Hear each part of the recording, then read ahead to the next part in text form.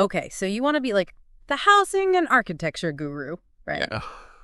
You've come to the right place. We're doing a deep dive into some IELTS prep stuff. IELTS prep. Yeah. Might sound a little dry, but trust me, it gets pretty interesting, like really fascinating stuff about housing and architecture trends and all that. That's cool. So, like, what makes this IELTS stuff so special? Is it just test prep? Well, that's the thing. These materials, they go way beyond just, acing the test. They get into some serious global issues like urban development, sustainability, the whole shebang. Interesting. One thing that really struck me from these IELTS materials is this whole housing crisis thing. Yeah, the housing crisis. It's not just about a lack of space, right? Mm-hmm. It's deeper than that. Oh, absolutely. It's tied into income inequality, for sure. Yeah. And let's be honest, sometimes it's just bad urban planning, So true. And it just gets worse as more and more people move to cities, right? Yeah, exactly. Like, cities are struggling to keep up with all these people coming in. Yeah. Housing shortages, prices going through the roof. Crazy prices. And sometimes, people end up in, well, not so great living conditions. It's like trying to fit, I don't know, a square peg in a round hole. Yeah, like that. The way things are built now, it's just not made for this many people. Right. And think about all the resources, right? Transportation, energy, water, everything is stretched so thin. Yeah. Reminds me of a study I saw recently about water scarcity Yeah. in those mega cities. Oh, wow. Scary stuff. Yeah, that is a little intense. But okay, before we spiral, I'm curious about the different types of homes people actually live in. Yeah. I mean, it's not all doom and gloom, right? There's got to be some cool, innovative housing solutions out there. Oh, for sure. We always think of apartments or those typical houses. Yeah. But there's a whole world of different options popping up now, especially when you think about, sustainability. Sustainability, yeah. These materials even mention eco-homes and co-living spaces. Eco-homes, okay. Yeah. I'm picturing tons of solar panels and maybe a rooftop garden. Right. But what else makes them eco? Well, it goes beyond just looking cool. Although rooftop garden, that does sound amazing. Right. But with eco-homes, it's about the whole life cycle of the building. Oh, okay. Like from the materials to how it's powered, everything. They might use recycled stuff, sustainable timber, or have those passive heating and cooling systems. So it's like a whole holistic approach, thinking about the environment every step of the way. Exactly. They're also designed to be super energy efficient. Okay. Things like good insulation, smart home tech to keep track of energy use. Right. And even renewable energy sources, solar panels, geothermal heating. Geothermal heating, I've heard of that, but what exactly is that? Basically, it uses the Earth's heat to warm up your house. Oh, cool. Really efficient, hardly any emissions. Wow, okay. Learning so much. Yeah. So we've got the eco-friendly homes. What about those co-living spaces? Is that just a fancy name for a giant shared apartment? It can be, yeah. Yeah. But there's usually a bigger focus on community and sharing resources. Oh, okay. Communal kitchens, places to work together, maybe even shared gardens. So like a built-in community. Yeah, exactly. I can see the appeal, especially if you're new to a city or, you just like being around people. Absolutely. It's all about how people's needs and priorities in cities are changing, right? Yeah. Feels like there's a housing option for every personality out there. Right. But with all these choices, how do you even know where to start? That's the fun part. You got to think about your own values, your lifestyle, your budget. Like, detached homes are great for privacy and space. Yeah. But they can be pricey and need a lot of upkeep. True. Apartments might be cheaper and closer to things, but maybe not as much space or, a yard. Right. And eco homes, as much as I love the idea, the materials did say they can cost more up front. True. But you got to think long term too, right? Yeah. Lower energy bills, less maintenance because they use tougher, better materials. That's a good point. Yeah. Seems like there's always a trade-off, like less space for a smaller environmental impact or giving up some privacy for more community. It's all about figuring out what matters most to you. And speaking of trade-offs, those IELTS materials? Yeah. They brought up this idiom, a roof over one's head. A roof over one's head. Simple phrase, but it really hits home, It does. That basic human need for shelter, no matter what it looks like. It's true. We're talking about all these fancy options. Yeah. But everyone deserves a safe, decent place to live no matter what. Absolutely. Brings us back to why housing is so important, right? It does. Okay, so Since we're all about sounding impressive and learning new stuff, Yeah. what are some of those vocabulary gems from these materials? To make us sound like architecture experts. Well, they got some great terms like urban sprawl, Urban which sprawling. basically means cities growing out of control. Yeah, okay. And sustainable design, which, we've been talking about, is all about minimizing the environmental impact of buildings. Nice. I bet knowing those would definitely score some points on the IELTS. Oh, yeah. But it's also about being able to actually talk about these ideas in real life. For sure. Yeah. Imagine explaining the pros and cons of different houses. Yeah. Or like explaining sustainable architecture to a friend, at a dinner party or something.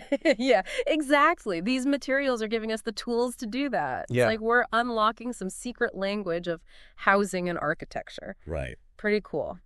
Okay, but before we start practicing our fancy new vocabulary, Yeah. tell me more about those IELTS prep tips. Like, how do they say you should structure your answers? Well, they suggest starting off strong, like a mini thesis statement, Okay. Then you back it up with an explanation, your reasoning. Yep. And then you give a solid example to really drive the point home. So like a mini argument, but you got to keep it concise and engaging. Exactly. Mm-mm. And that skill is useful for way more than just IELTS, right? Oh, definitely. Being able to explain yourself clearly and persuasively. Oh, yeah. That's important for everything, from work to, just everyday conversations. So true. It's not just about sounding smart. It's about communicating well, which can help you in so many ways. Exactly. And who knows, maybe you'll even inspire someone to think about living more sustainably. Yeah. Or get involved in pushing for better housing solutions in their community. Now, that would be amazing. Yeah.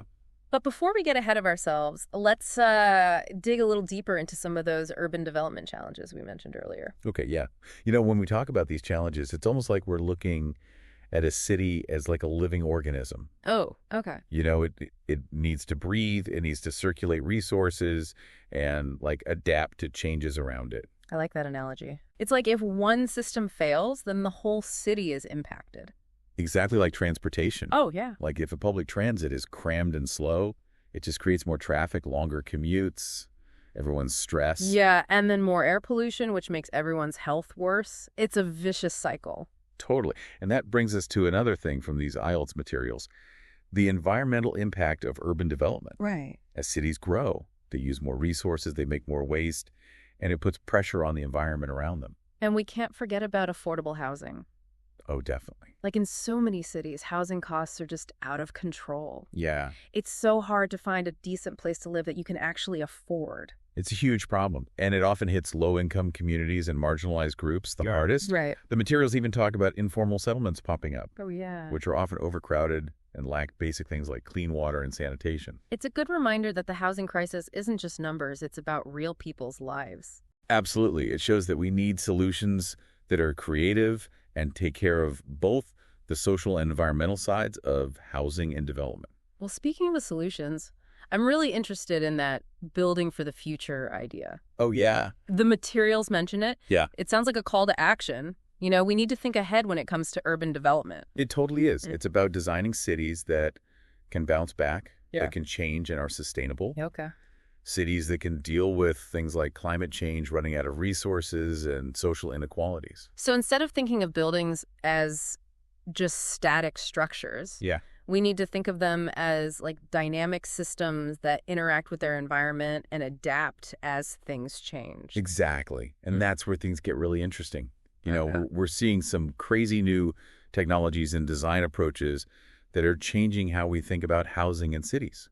Okay, like what? Tell me more. Well, for starters, everyone's talking about smart cities. Smart cities. Yeah, they use technology and data to make things more efficient, improve services, and make life better for people who live there. Okay.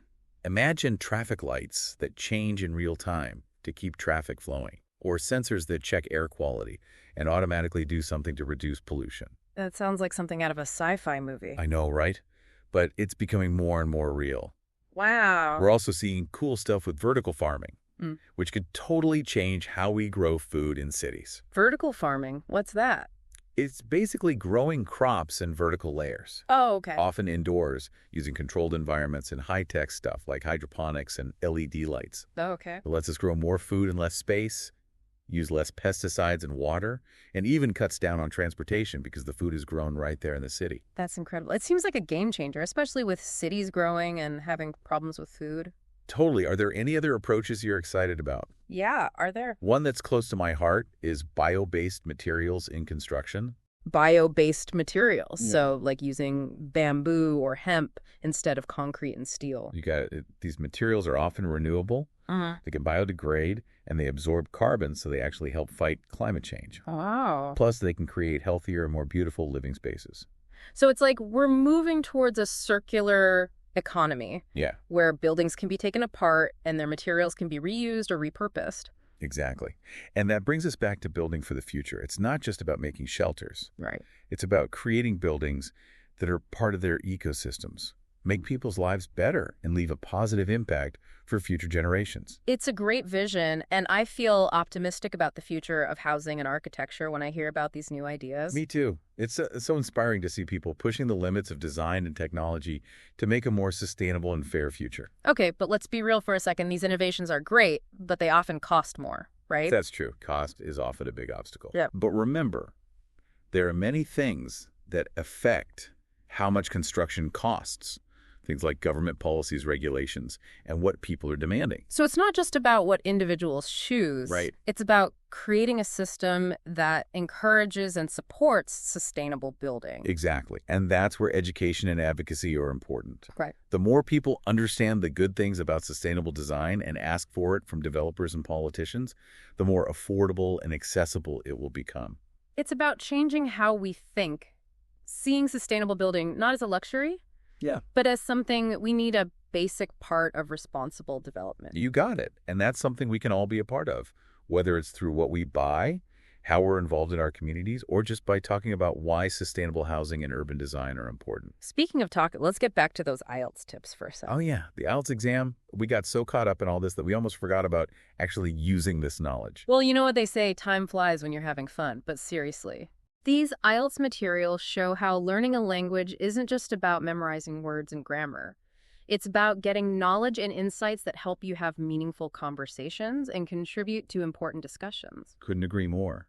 It's about broadening your horizons and becoming a more informed and articulate citizen of the world. And who knows, maybe by doing well on that IELTS speaking test, you'll inspire someone to rethink their own housing choices or become an advocate for more sustainable urban planning. And that would be awesome. But before we go off on our world-changing dreams, let's get back to those practical IELTS tips. Okay. Remember how we talked about structuring a strong answer? Yes, starting with a clear statement, giving reasons, and then using concrete examples. Right, so if they asked you, what are some of the challenges facing cities today?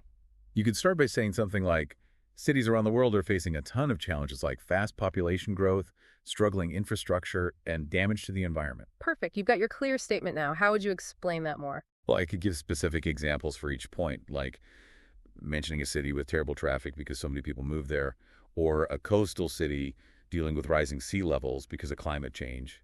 Those are good examples. They make the challenges feel real and relatable. Exactly. And by connecting those examples back to the main themes, like infrastructure or sustainability, you're showing a deeper understanding of how everything is connected in cities. It's like weaving together all this knowledge, connecting different pieces of information to create a better understanding of the world. I love that analogy. It perfectly describes what these IELTS materials are trying to do. Yeah.